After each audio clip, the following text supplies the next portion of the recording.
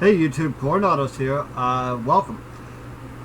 Today I'm going to do something that I've held off on doing for a while. It is, as you all know, I have Magic decks, I have Yu-Gi-Oh decks up here. Something I don't have is my Force of Will decks. Guess what today is? Today we're going to start featuring my Force of Will decks. Ready for a trip? Because this one's going to take us all the way back to the Grim Cluster.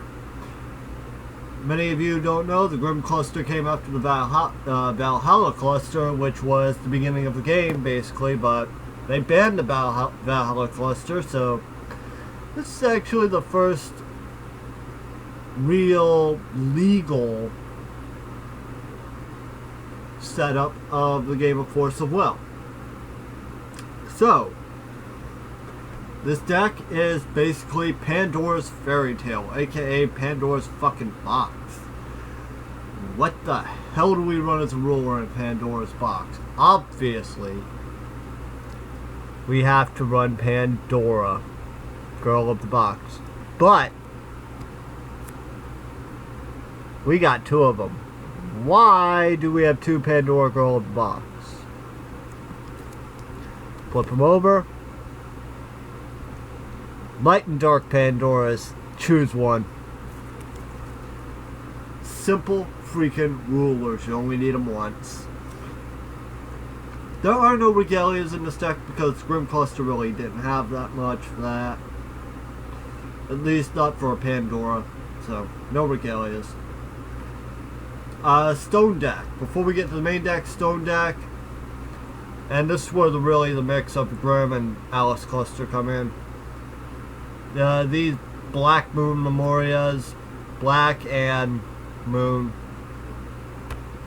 You can see them up close right there.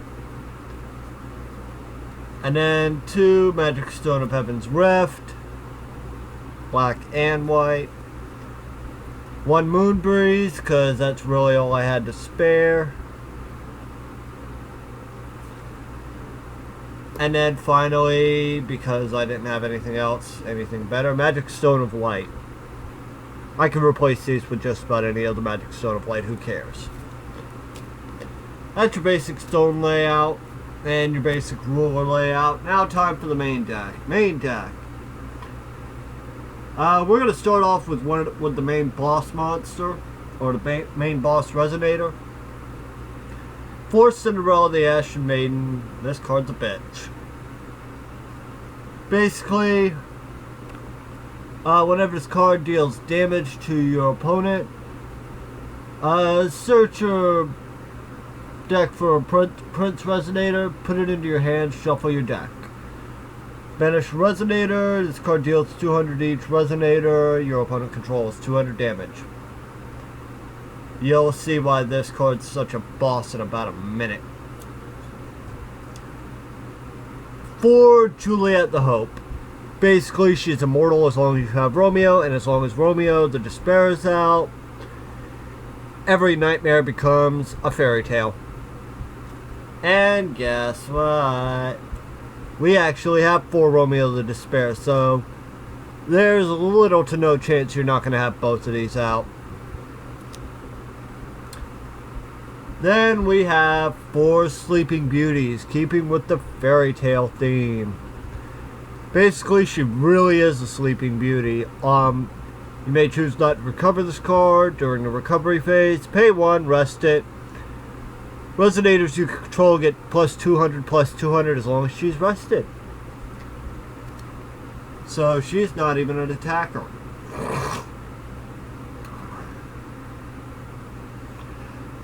Rapunzel. Of course, long-haired princess. Makes sense with the name.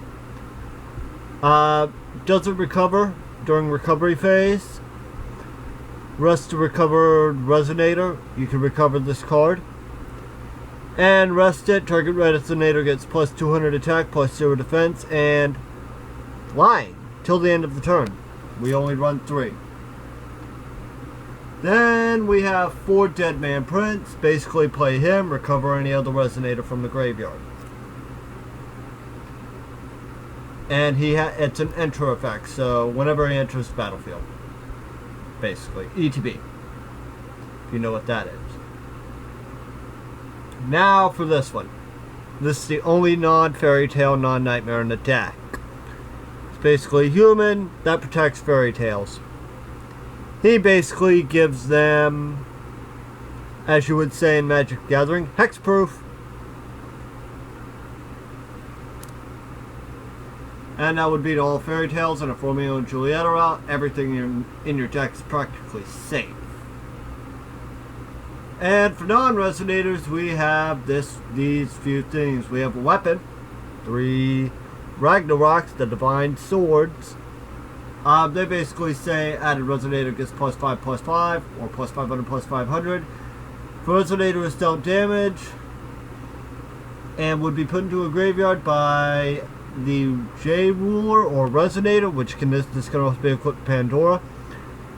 Guess what? That resonator is removed from the game, and you gain life equal to that resonator's defense. Perfect card here for life gain. Then for our Ashen Maiden, we have 4 Slippers of Cinderella. Yeah, equip 4 of these to 1 Cinderella. See how badass she is. There are a few cards how to get over her after that. +6/+6. If it's equipped with Cinderella, otherwise -4/-4. Sprial of Despair. Now, only the second part of this will apply in this deck, but first part says, well, actually, yeah. Target opponent discards 2 cards. If Pandora, basically Pandora of Light or Dark or Pandora Gold Box is your J ruler, they discard them at random. And then 3 Accede the Light. This is one of your chant instances. Basically, when a resonator is put into a graveyard this turn, search main deck for resonator with same total cost as resonator, put it onto your field, shuffle your main deck. Yeah. You get where we're getting at here. And then, for protection of the Seraph, basically, have Aesop, the Prince Tutor, have a whole bunch of fairy tales out, play this on Aesop, everything is immune to your opponent's shit. And that is basically the Pandora's Fairy Tale or Pandora's Box deck. Do tell me what you think in the comment section below. Please leave a like or dislike, whether you liked it or don't like it. And give your thoughts anyway, I don't care. Subscribe to this channel if you like my content. Tell me what you want to see. And for now, I am Coronados. Peace.